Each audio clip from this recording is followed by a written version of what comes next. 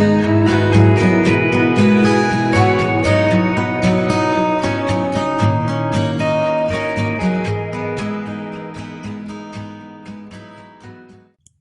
on the artist Craig Richards channel, where you always learn a multitude of key concepts to improve your painting skills. So when we look at this, we're looking at the big blocks of value and color again, okay? That's where you're going with this. You know, today we kind of add some pinks in there, you know, but by and large, this is a grayish blue. You'll notice this is a grayish blue. This may have a little bit of reds and browns and yellows and stuff in it as far as lively grays, but it's still a grayish color. The only thing that is sharp is the grass and the runway and the plane, and we're not even worried about any of that right now. We're just wanting to get all this softness started. So let's just begin with a grayish blue, okay? And anytime you're mixing a color, the first thing that you want to think about is how light or how dark is it. So don't think about hue, think about value first, okay? So I'm taking a little bit of manganese and a lot of white. And so you notice I just added just the teeniest bit of manganese blue into that white. You can always drag a little more down and get it a little more bluish at a time, but never pick it up and drop it right in the middle of the white. Because if you do, you can't pull it back out. Or at least I have never been able to yet. So we've got this light blue. Okay, now what would make that not light blue neutralized? What do we do to neutralize the color? Orange or burnt sienna? And orange, yes, and the orange is going to neutralize the blue.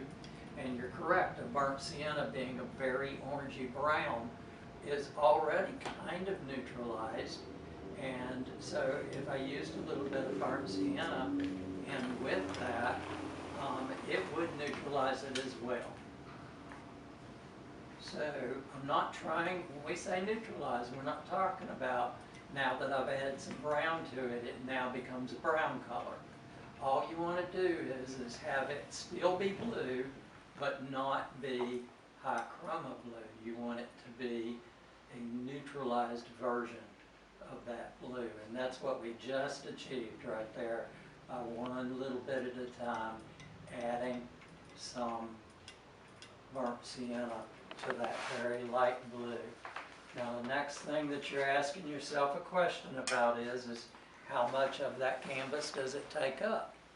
So one thing you can do is look at the length of this from top to bottom and say, where is halfway? I put my finger right there about how much of a length there was there. Here, halfway, I'm guessing. There's halfway. Let's see. That's the bottom of the trees, is halfway. But if you want to be really exact, where the trees begin is right here. Okay? So I can just put my canvas right there and take some of that paint, and right there, that's where the trees begin. Okay? So we've got big blocks of value and color. That covers that entire swath all the way across there. There's this darker gray right here, and then there's this multi-faceted, multicolored area there. Let's take and kind of swipe that off of our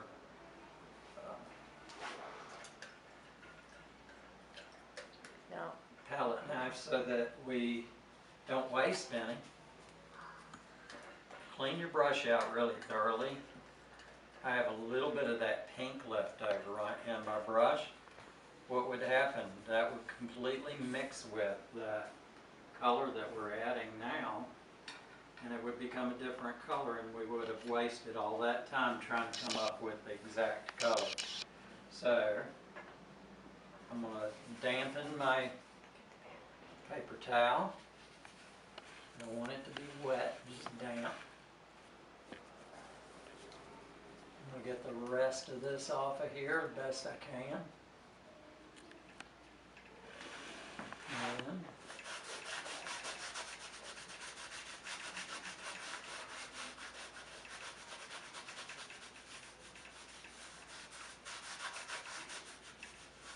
if I go down too low, I really don't care because I've got all this darker stuff that can go back over top of it really easily. Okay, now we're going to take some more of that manganese blue, a little bit more of that burnt sienna, and we're creating another gray. You know what, this is more of a solid steel blue gray, so I'm gonna switch gears on y'all here, okay? I'm gonna go to a French ultramarine blue, and and down here, where my orange fell off the palette and landed on this bar down there, I'm gonna get some of it. Oh, the ochre's going down also. Yeah, it's like a slug working its way down my palette. So is that a cat orange that you're using? Yes, that is a cadmium orange. And now I'm going to bring some of this white into the mix. And I want it to be quite a bit darker than that. Look at that, that's almost the same value as the canvas itself, right? Mm-hmm. But it's a little different color. Now, from the grass, we want to start about right there. And to the tree line. And right there where I put the rest of it. Okay, that's a little too dark. I'll grab some more white. That's a nice gray. And it looks correct. And I'm angling it down. You notice it's a lot closer on this side than it is on this side. I mean, y'all's way. It's a lot closer on this side than it is on this side. So let's get it, a little closer to what it should be. Angling up.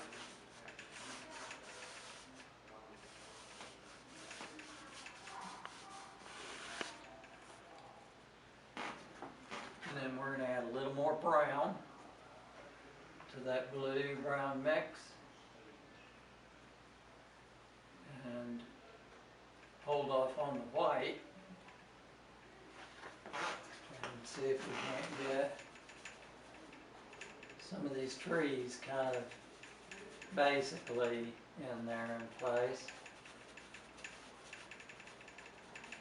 I'm trying to stay down low right through here because there is some shadows in here, but most of it's lit. And we've got that runway. And through here we may as well just kind of use some of this for that, even though it's going to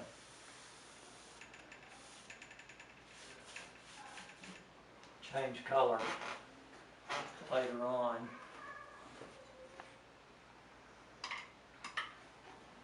And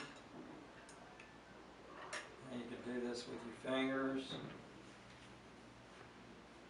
Throw caution to the wind, all those things you've been told about why you shouldn't put your fingers in paint. Because of all of the heavy metals that are in there that are going to kill you. You can throw caution to the wind and rub some of this up, or you can use paper towel work.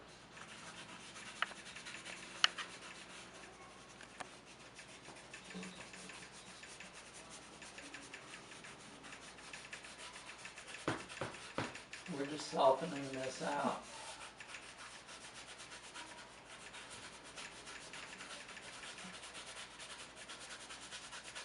So I'm not trying to paint this whole painting. All I'm trying to do is give you the idea of how to begin it. I like our little nonverbal cues that tell me what I need to know about the painting. Well, what do you mean by that? Neff does a little stomp on the floor to let me know, Craig, come on now, you're about to run out of time.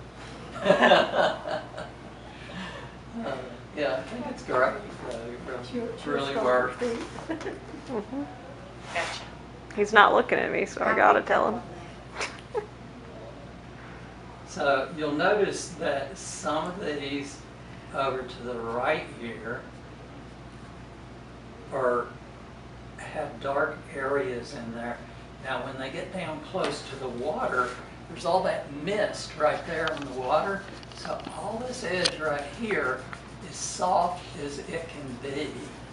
And so I'm just taking my finger and just kind of rubbing it a little bit. And that helps soften that out. We can take and create some little misty kind of bluish whites that we can kind of drag across here. Let's get a little more blue in there than what we had.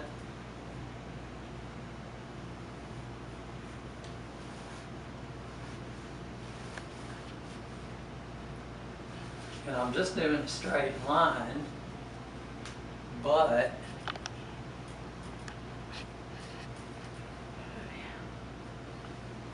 I'm going to take that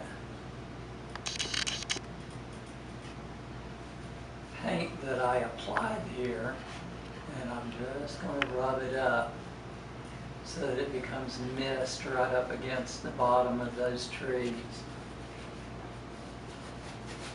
I'm just going to rub it out over in here.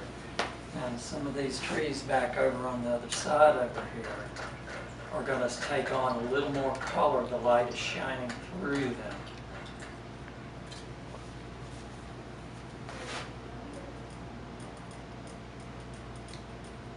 And I'm mixing this blue and this brown together because this brown is a very reddish brown. The burnt sienna. The burnt sienna, yeah, it's a very reddish brown. And when you mix red and blue together, you get a grayish color. One of the very standard grays is orange and blue, and that kind of reddish brown is kind of an orangey reddish brown. So it creates that sense of just kind of a lively gray, a gray that has a little bit of orangey highlights to it.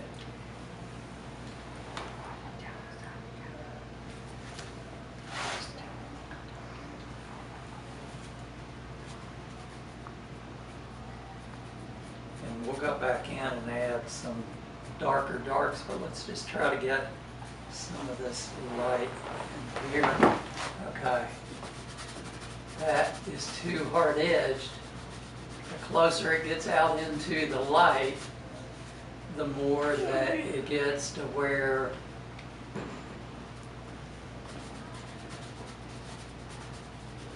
it just kind of fades out. The light kind of takes over. There's some definite grays back over in behind there. What color blue is that one? That is a Severs blue. Severs? I might add a little more white to that because it's a little too dark. Looks Yeah. later. It is later. Is that Severs blue the color going under the plane? This in here, where I'm putting in here, Mm-hmm. yes. So that's the horizon?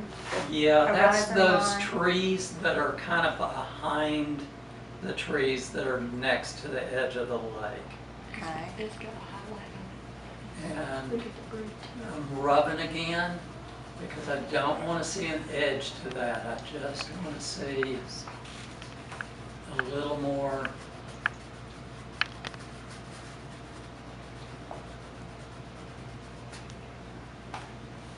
And look at this over here. Look how faded out that is, how close it is to the sky. We'll have to change the sky to make that look right. It looks like it's got pink in it. It does, yeah. It's kind of a pinkish brown color, so we can use some of this burnt sienna, I just now saw that. and we can use a little bit of, no, that didn't get brown enough. What one is that? That right there is a yellow ochre, Yellow. and I kind of like that maybe as our choice because it's got that kind of sunshiny sort of feel to it. It also is great for doing muddy riverbanks because it just looks like muddy riverbanks, It does. you know, that color. So this is maybe a little too dark.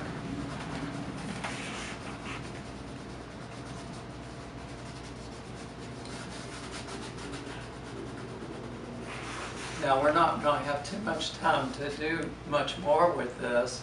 What I'm wanting you to get out of this right now, though, is this step-by-step, very gentle process of creating the sense of layers that are so soft and subtle and have very, very little recognizable edges to it. Craig, do you want us to do the wash underneath first, like you did? Yes. Yeah, you just start with a wash, pick a color. Richard Schmid used to always say, if you look at a landscape and you study it for a little while, you'll find that there will be some color that is repeated over and over again in the landscape. And once you identify what color that is, it may be more than one, but it tends to be one. If you really look, there'll be like a prominent color that seems to just pop up here and there throughout the whole landscape. That's a good color to choose for an undercoat, for a wash. Yeah. Okay, and then I'm going to do this sky, and then we're going to call it quits for today on this one. And as somebody was saying, it has that kind of pinkish color to it, but I'm going to add a little brown to it, and I'm going to get it real nice and light because I just want it to have the sense of that morning daylight. Now, what color was that? So this was a quinacridone red that I mixed with a yellow ochre and also with white. African red? Quinacridone. Quinacridone. I have some, I'll share with you. And I'm going to thin it out. It's almost going to be a glaze, but I want to make sure it's the right color first. See how dark that is compared to what it needs to be? I'm going to mix white right here on the canvas. And as I mix that in, I'm just kind of getting it spread out a little bit. And then I'm going to put some solvent on a clean part of my paper towel, wring it out. Just get it damp. I don't want it to extract it. I don't want it to take it back off. I want to just kind of blend it a little bit. And I'm bringing it right down to the edge of where that tree line is.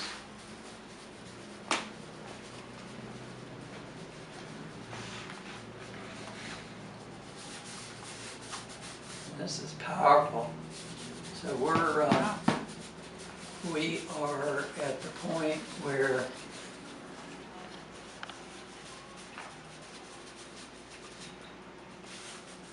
So soft.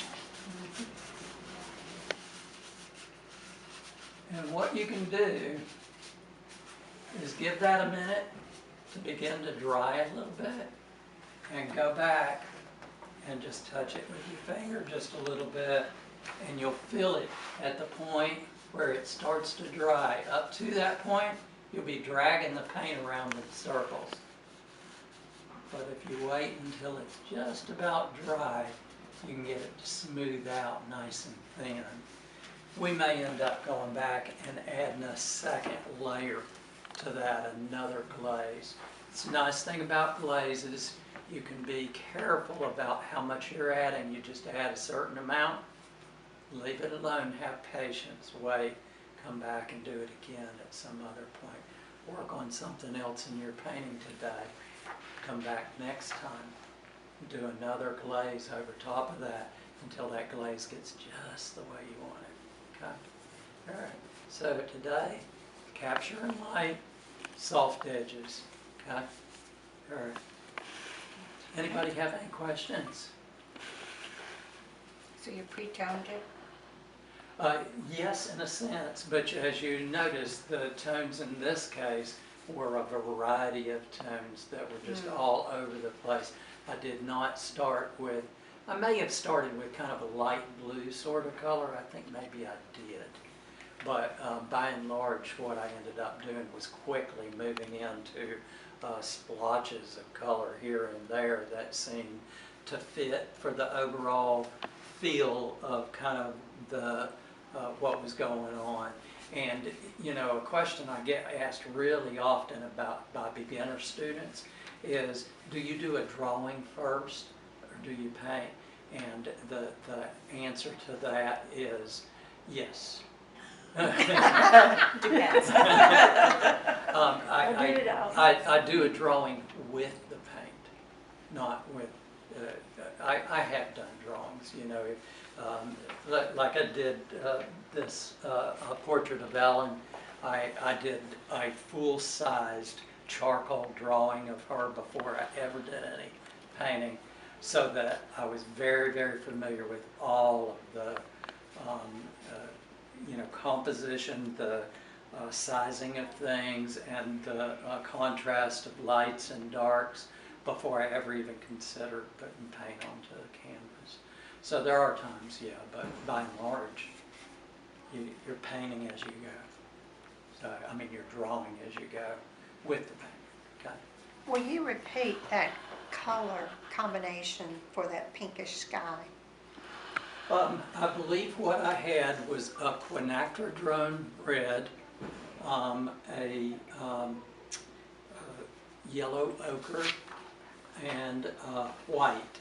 But now, having said that, I mixed it in with some of that paint that was already there, which was some of that Severs blue and some of that burnt sienna and some more white.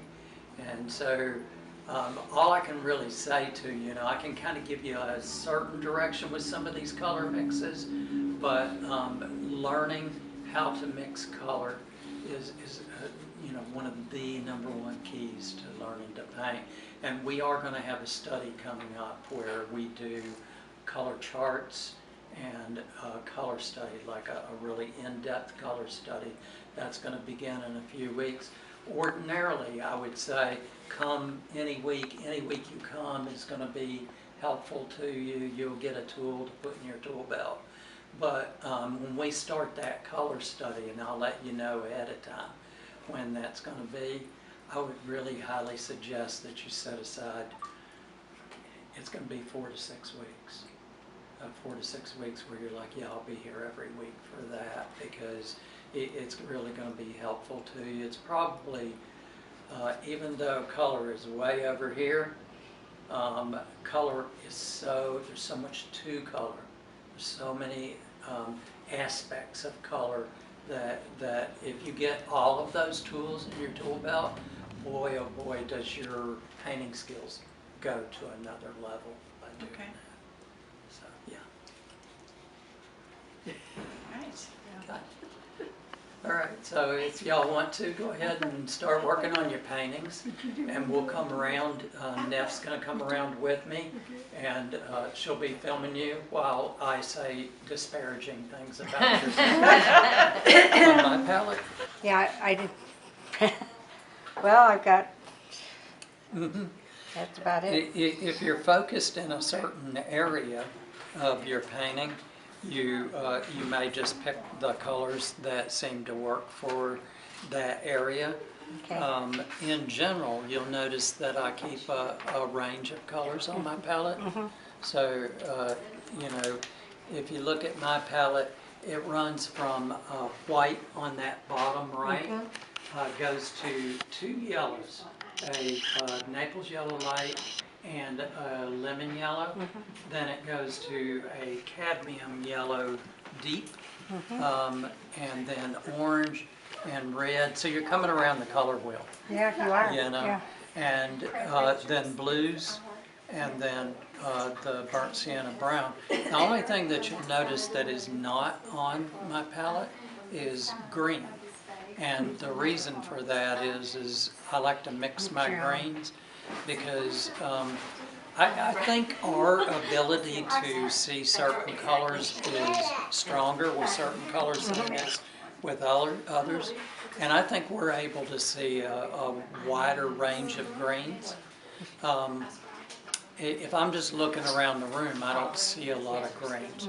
But if I'm standing outdoors, a scene like this, I'm going to perceive just a wide range of greens. And if I have green on my palette, then I'm going to kind of limit my my canvas to the greens that I have, even if I mix, like say, some more yellow or some more blue in with those greens, because it's always going to have a tendency to feel like those original greens that are on the palette. So the reason that I went into that long tirade about all the colors No, I think it's great. is because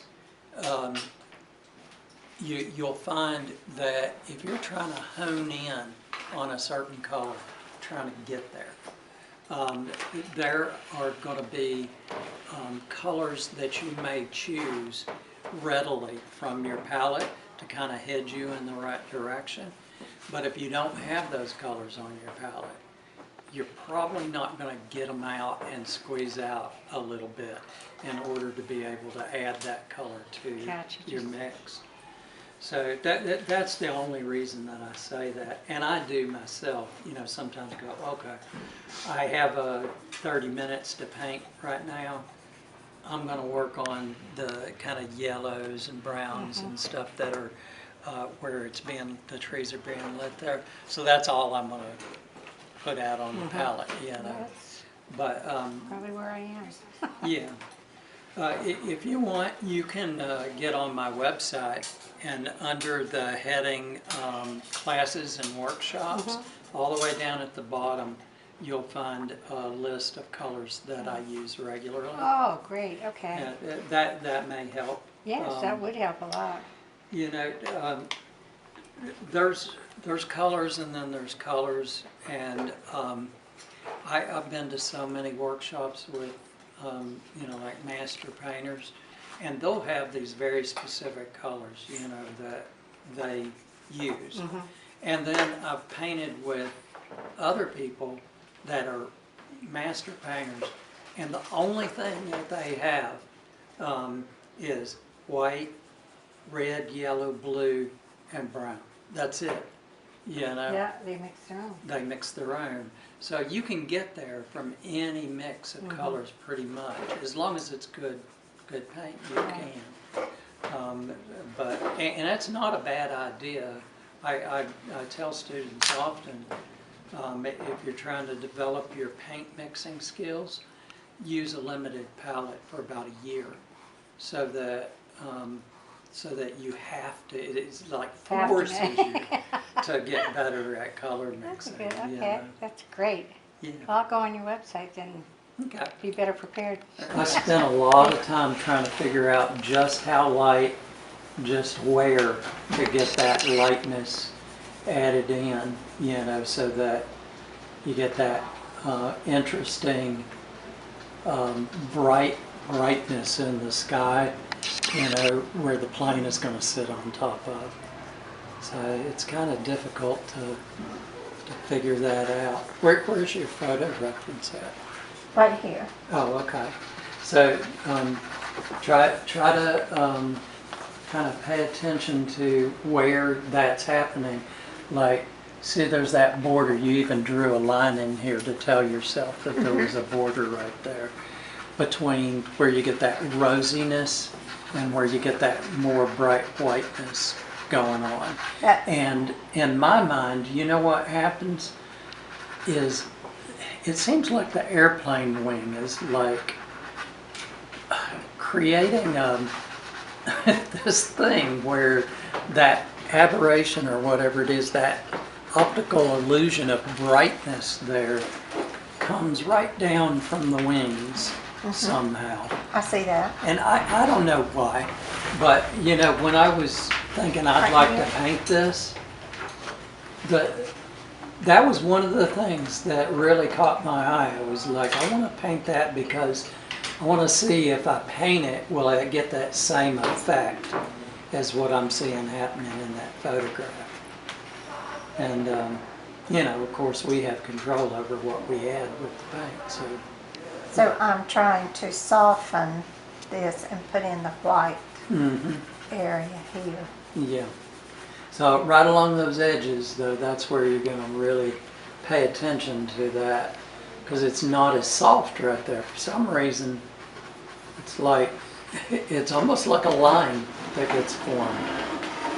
And, you know, just because it shows up in the photograph doesn't mean that that's going to be the best thing to do. The only way you know is to try it.